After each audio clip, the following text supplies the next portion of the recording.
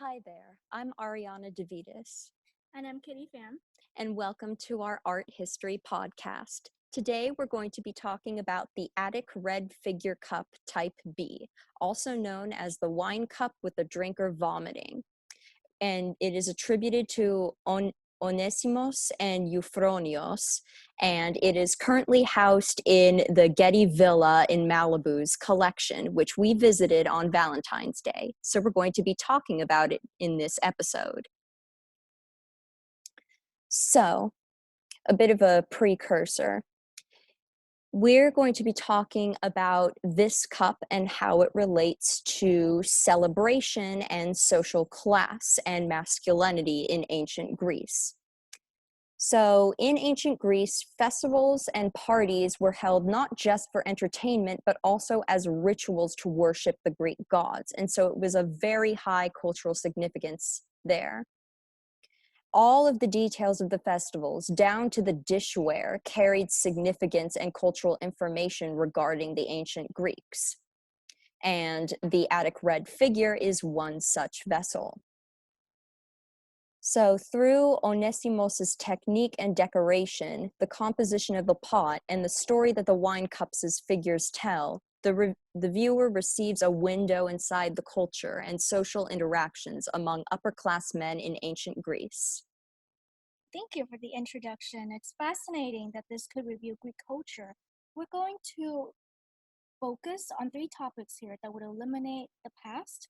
The first is technique and decoration, then how the pot is a conversational piece, and we're going to discuss a bit about the story of the pot. So, Kitty, what does the technique and decoration of this pot indicate? I think the technique and decoration of the pot indicated this pot was created as an investment piece and revealed the aesthetic taste of ancient Athenians. Euphronios, an outstanding and influential vase painter and potter worker of his time, probably made the pot around 490 BC. But in the 6th BC, Euphronios gave up paint. Trained under Euphronios, Onesimos succeeded, specialized in red figure technique and exclusively decorated cups. This drinking cup, also known as the calyx, began as a preliminary sketch, a form of dilute glaze, and then decorated with accessory color and sceneries. It is a moderately deep bowl with plain rim and reserved line, upturned handles, and continuous curve between the bowl and foot. The smooth and worn look at the rim demonstrates that this calyx was served to others and appeared to be more commonly used than the calyx at religious ceremonies.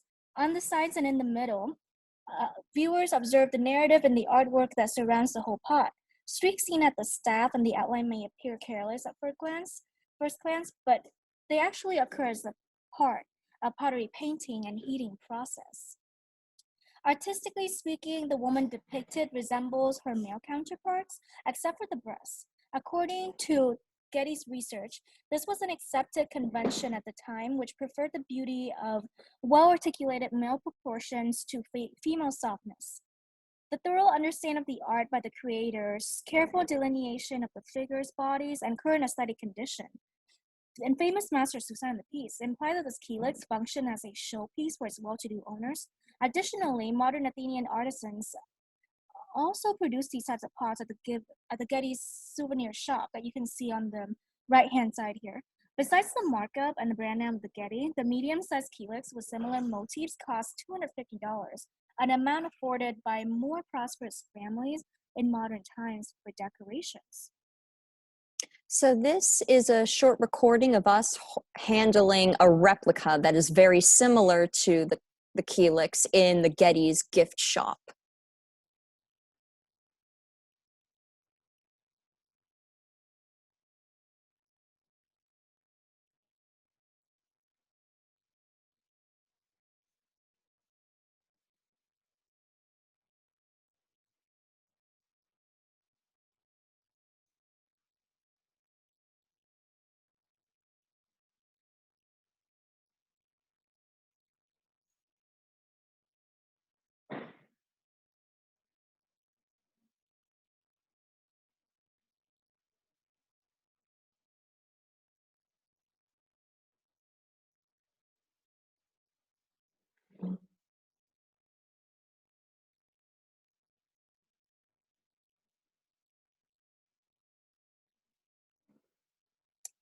All right.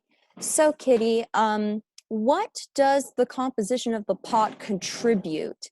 And what does it say about wealthy Greeks and their class structure and social interactions? I think that's an interesting question. To me, the composition of the pot contributes to its conversational aspect, which will be discussed by wealthy Greeks in celebration and revealing a part of their class structure and social interactions. The calyx appeared mid-size in composition, as you've seen in the video.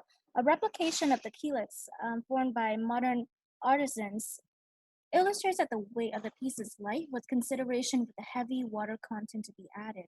It feels comfortable enough to be passed around to different individuals to share the portion. Considering the cost of the calyx, the owners would showcase this piece for guests of honor, occasion, for celebrations. The merry visuals on the side serve as the suggestions that lead to the climax in the center, which cannot be seen until the participants finish the wine. Looking at the widely accepted artistic style of the woman and the drunken scenes on the sides, participants would not expect to be entertained with an even more humorous and sophisticated narrative in the middle. This calyx was probably used for red wine, frequently mixed with a sizable amount of water, which requires a larger rim to encourage aeration.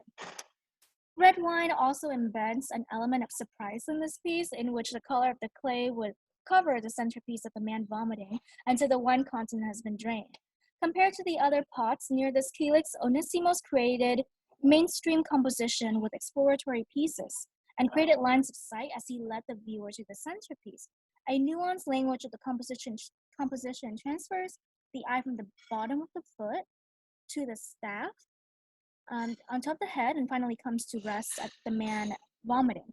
All the details hint at the celebratory and unexpected nature of the piece.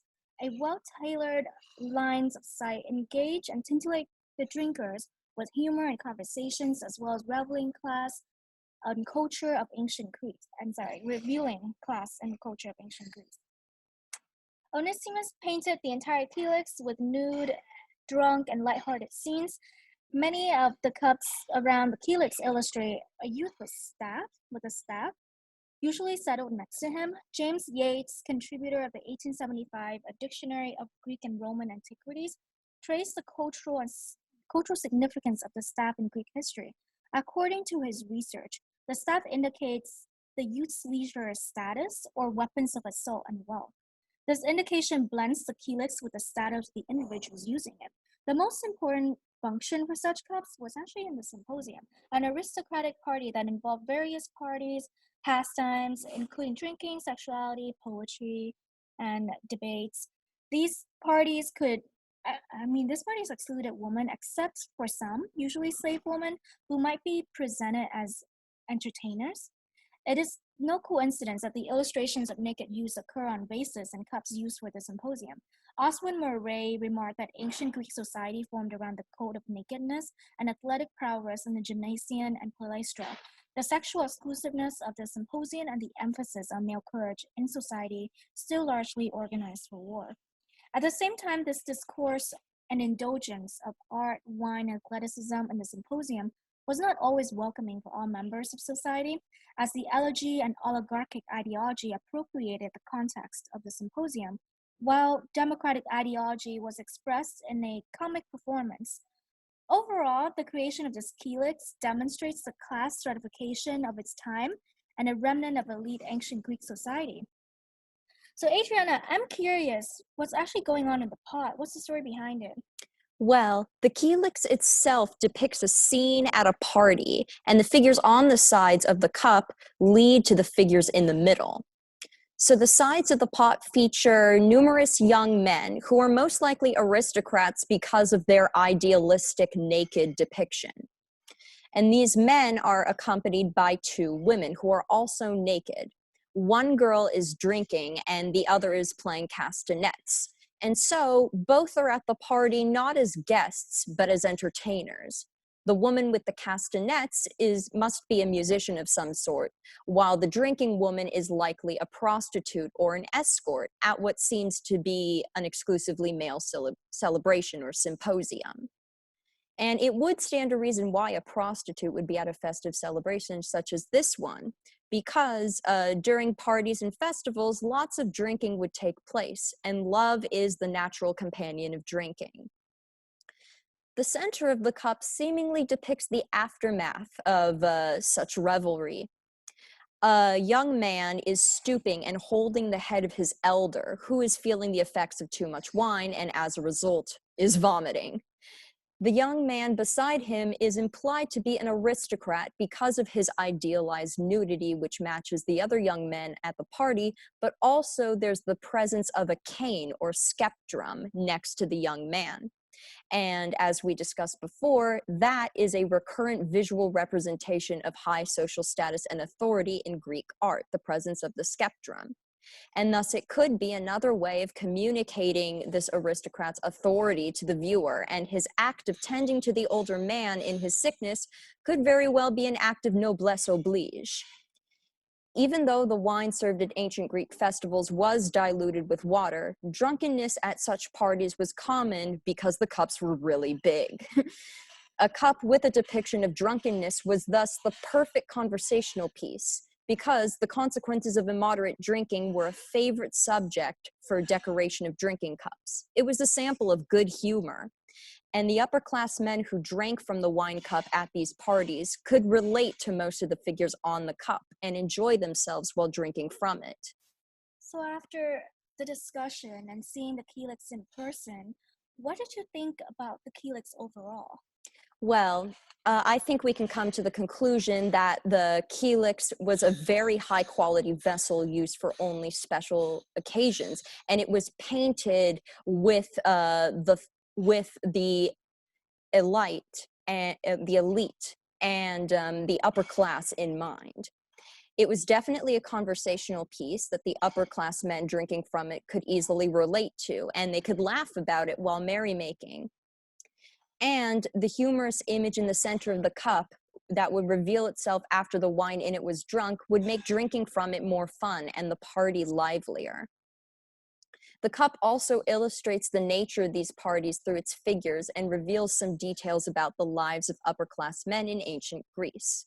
So, the Attic red figure cup, like many other vessels of ancient Greece, tells a story about ancient Greek culture and masculinity.